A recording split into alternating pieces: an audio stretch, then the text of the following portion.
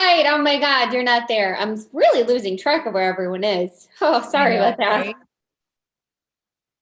It's pretty wild.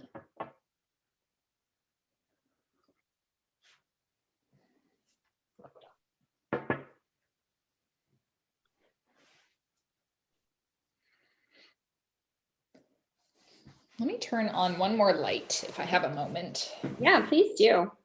I think that just might help.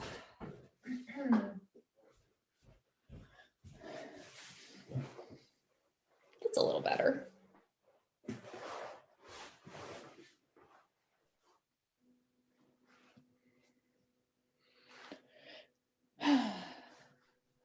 Looks like we are on. Fantastic. I'm really excited for this last workshop. I hope that we get a lot of classrooms. Me too. Looks like we have 4 logged in and watching right now. Wonderful. Welcome.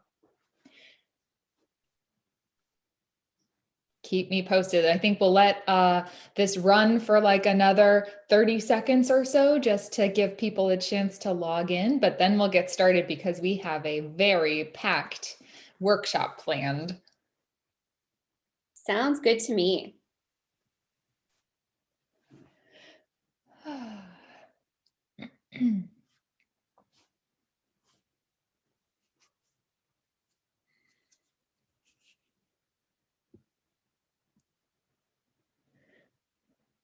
So if you're waiting, oh, sorry, what were you saying, Wendy? No, that's okay. I was just going to say, it looks like Ms. Coronato's 3rd grade class is here. Welcome, everybody. Thanks for joining us.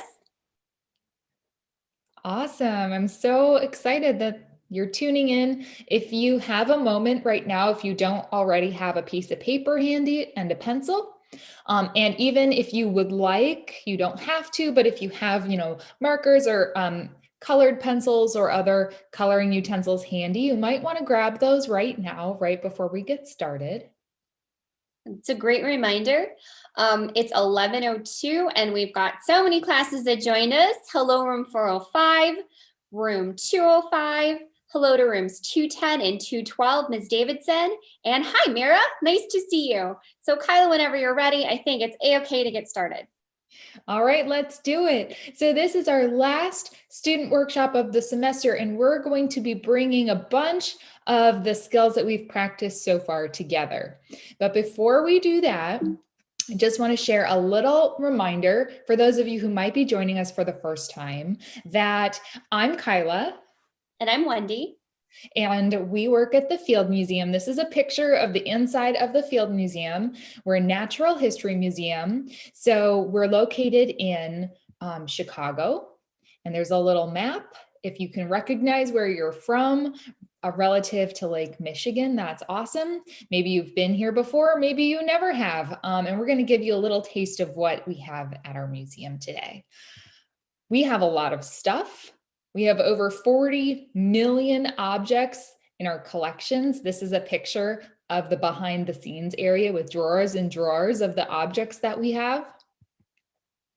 We have some things on display. So if you've ever visited and you've walked around our exhibits, you've seen some of our stuff that's accessible and out in our exhibits that you can see. But we have so much stuff that most of it is actually behind the scenes where our scientists can study those things. So today we're going to take a close look at one of the objects in our museum, and we're going to practice thinking like our scientists who do research. And we're going to be looking at a diorama, which is in real life, it's a life-size replica of a specific habitat. We're going to look at a picture of it today, but we're going to practice thinking about it like a scientist would by making observations, making scientific drawings, making some inferences about the things we notice, and lastly, asking some questions for further investigation. So that's a lot that we're going to tackle today, and I'm going to hand it over to Wendy to start us off with making some observations. Thanks, Kyla. So if you've joined us in the past, or you've studied science in your classroom, you may remember that an observation is what you notice about something. And you make observations using your five senses: seeing, touching, hearing, smelling, and sometimes even tasting. Today, we're going to be looking at a photograph of a field museum diorama. And so we're going to be using our sense of sight. We're going to look carefully at the picture that we're going to see now.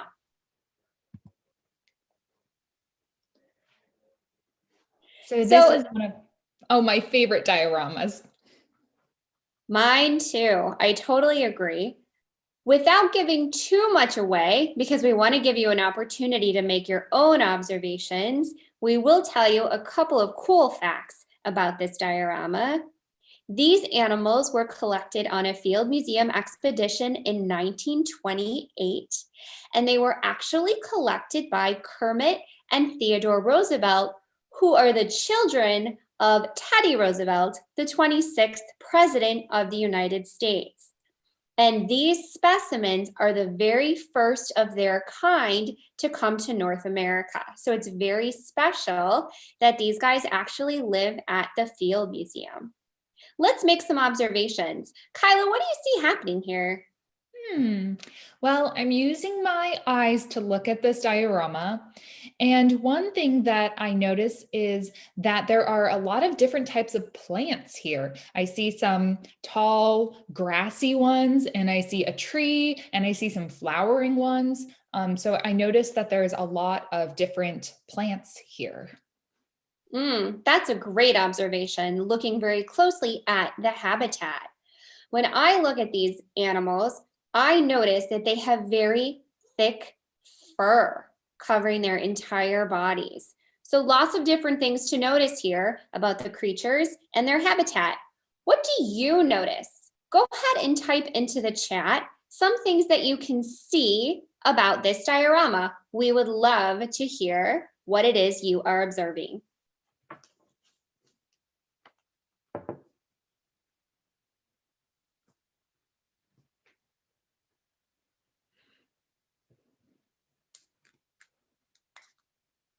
There's so much detail to take in here. You could really make a lot of different observations. Absolutely. As you're making your observations, you might want to save them for later. So if you can, you're going to want to write them down or share them with a trusted adult who can remind you what you observed in the next part. We would love to hear about your observations. So go ahead and type some things that you can see about this diorama into the chat.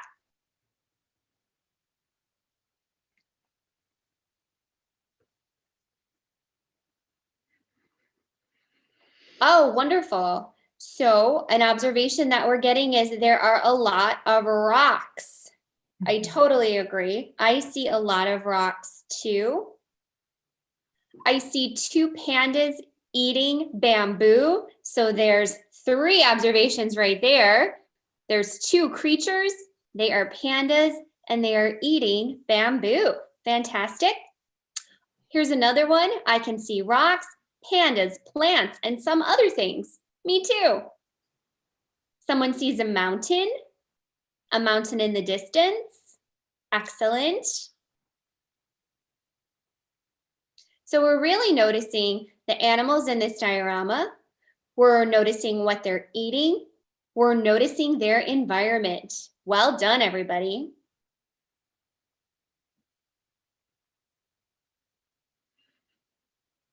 Some of your observations are making me notice more. When someone said it's rocky, I, for the first time, noticed that these pandas are even on a giant rock, but it's all different colors. And I think it might be covered with like moss, maybe. That might be why it's those different colors. You are looking carefully. I didn't notice that before either. That's fantastic. Let's give a few more seconds to see if there are any additional observations. Lots of people are noticing that the pandas are eating. They're eating what looks to be bamboo, and they seem to be in the mountains. That's great. Mm-hmm.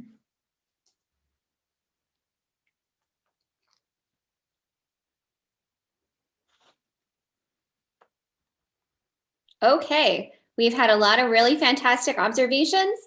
Thanks everybody for your contributions. Kyla, what can we do in addition to just looking at this diorama to make even more and deeper observations? That's a great question, Wendy. And if you joined us before, you might remember that one strategy, one tool that we use to help us make detailed observations is to make a drawing. So we're going to next make a scientific drawing of that diorama, or at least of parts of it. If you want to focus on one part of it, that's okay too. But before we make that drawing, I just want to give a reminder about some important aspects of making a scientific drawing. So all you have to do is remember A, B, C, D, E. Your scientific drawing should be accurate. So only drawing the evidence that you see, not what you imagine or might like to happen, just the facts of what is before you. Make your scientific drawing big so that you can show all of the details. Make it colorful, but remember to make the colors accurate. Make it detailed, so add as much detail as you can to your drawing. And lastly, you can make your drawing with explanations, so you can add labels to describe what you've drawn. So there's an example of a scientific drawing on the side where you can see that it's accurate, it's big, it's colorful, it's detailed, and there are some explanations written in labels on it as well. All right, so are we ready to take another look? I am. So this time, we're going to give you a few minutes to look again at this diorama and pick part of it to draw. You don't have to draw the whole thing if you don't want to. That's a lot, but you might want to focus on something that is of particular interest to you. It might be one of the pandas.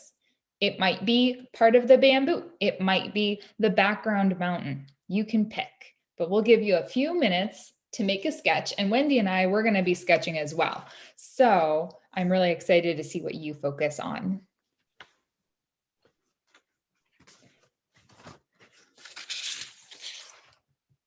As you're drawing, if you notice more details, feel free to drop them into the chat as well. We'd love to hear what you're focusing on and what that makes you notice more deeply about the part of the diorama you're drawing.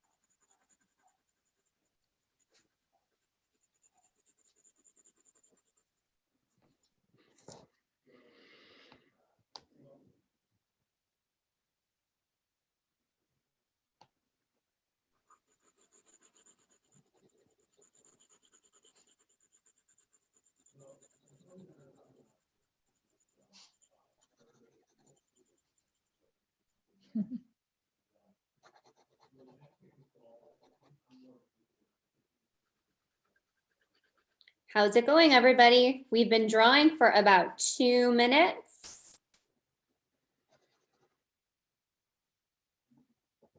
My drawing is coming together. I'm just focusing on one animal.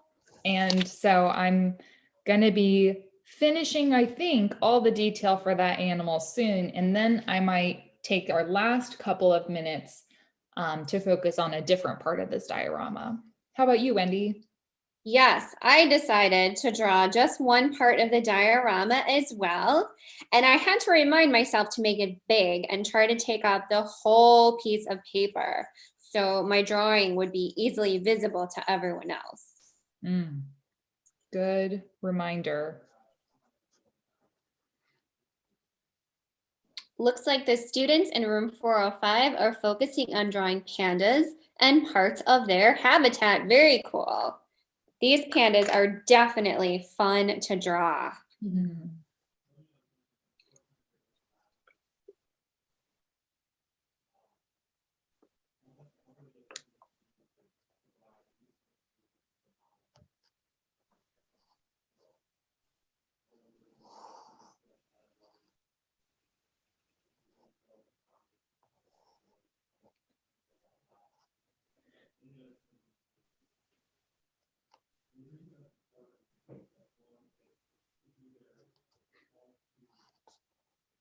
Let's take one more minute to draw,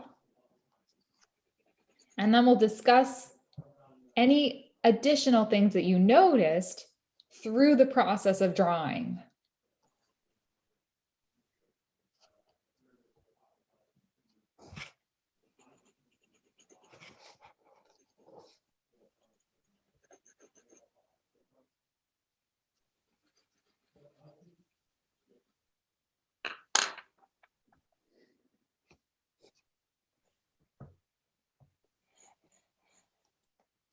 All right, wrap up in the next few seconds. And Wendy, do you want to share your drawing? I can share what I drew. I just focused Oh, on wow. the one panda in the front, and then I started to draw the habitat between the pandas, but I didn't have time to draw the second panda. What about you? Well, first, I have to say I love your drawing. And just a reminder to everybody, if you didn't finish, that's A-okay. Scientists often take a very long time to complete their drawing accurately. I was drawing the little purple flowers that are on the tree behind the panda on the right. And now that I'm showing this to you, I'm reminding myself that I should make it more colorful because my purple's a little bit hard to see. Wow, I chose the panda because I only have a black pen, so I stuck with black and white. Did you notice anything else about this diorama when you were drawing? Well, I actually was really focused on these flowers. And what I noticed was they're very interesting shapes. Some of them look like diamonds, some of them look like triangles. And that actually made me want to know more about what kind of flowers these are and where they could be found. Wow, that's a really great observation that you made through focusing on your drawing. I also noticed something additional when I was drawing because I drew the front panda and then I started to draw a little bit of the habitat between the pandas. And I noticed that in the background here, it looks like there is some snow, perhaps something white on the ground that makes me think of snow. So that was a new observation that I made when I was trying to translate this diorama into a drawing. I'm curious if anybody else made new observations from your drawing. Go ahead and drop those observations that you may have made in the chat. I'm seeing in the chat that some of the students chose to focus on drawing the habitat, which is great. Lots of detail in the mountains and plant life in this diorama. And some other students chose to focus on the pandas, which we know are really fun to draw. That's awesome.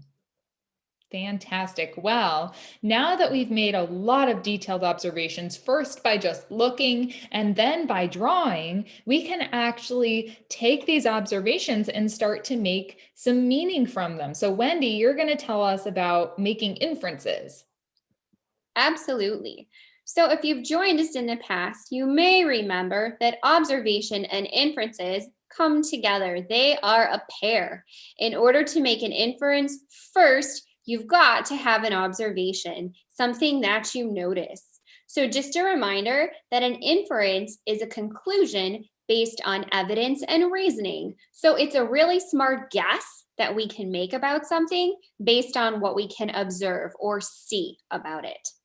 So for example, Kyla noticed in our panda diorama that it looked like there was some snow on the ground between the two pandas. So what sort of meaning or inference can we make from this? Well, we can take the really smart guess or inference that it might be wintertime because there is snow on the ground. Great inference. Let's think about some other inferences that we might be able to make by looking again at our diorama. So think about some of the things you observed before. Many of you observed that there are mountains, that there are two pandas in this diorama, that they are eating bamboo and plants. But what might that mean? So one of the observations I made was that these pandas have very thick fur all over their bodies. That might mean that they live in a place that is cold, or at least part of the year gets very cold. Mm-hmm. And I made that observation that they're eating bamboo. And so this is leading me to the inference to believe that they might be herbivores. They might be vegetarians. That could be a conclusion or an inference that I can make from that observation of what they're eating. Absolutely. So if we think about what we know about pandas and about bamboo, I wonder if we could make some inferences about where these pandas might be. Where could this environment be located? That would be a good inference to be able to provide a lot of additional information. We would love to hear some of your inferences. If you want to tell us in the chat what you observed and what that might mean, we would love to hear what kind of meaning you're creating about this diorama.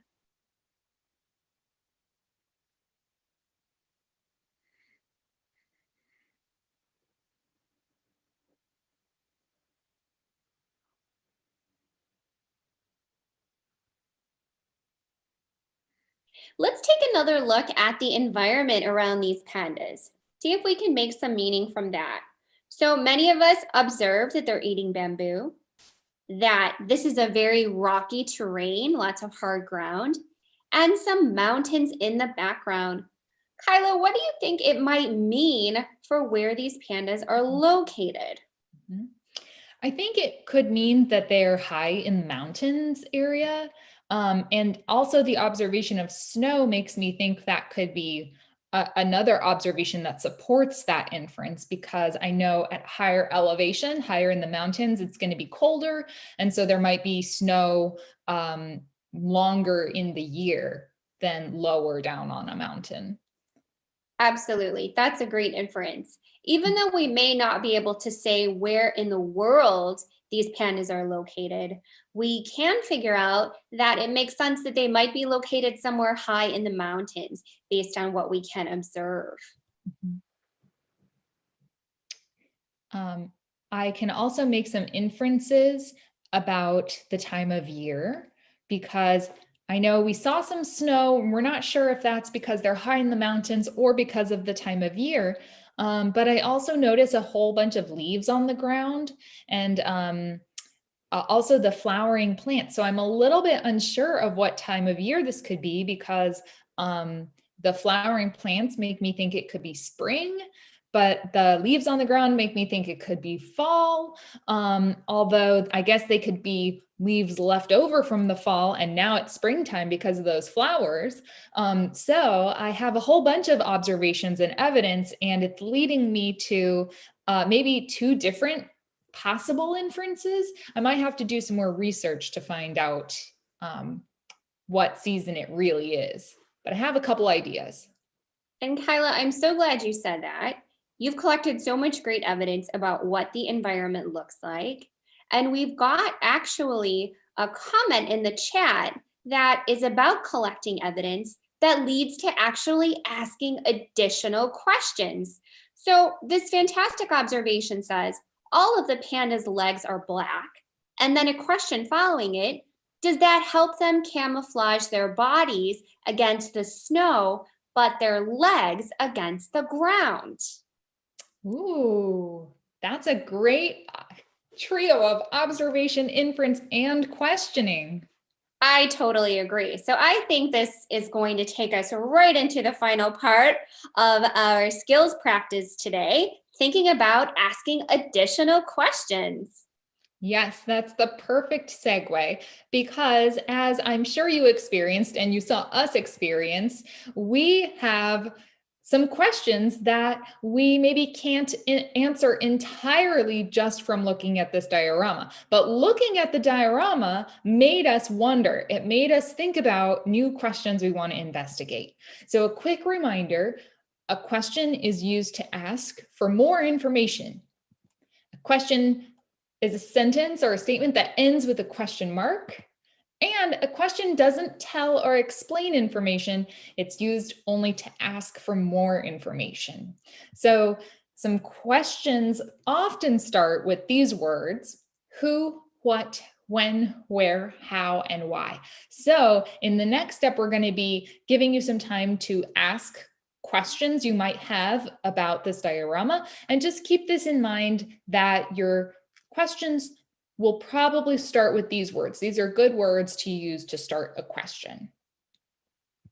So let's look one last time at this diorama and take a few minutes to write down or tell an adult who might be near you what questions you have about this diorama.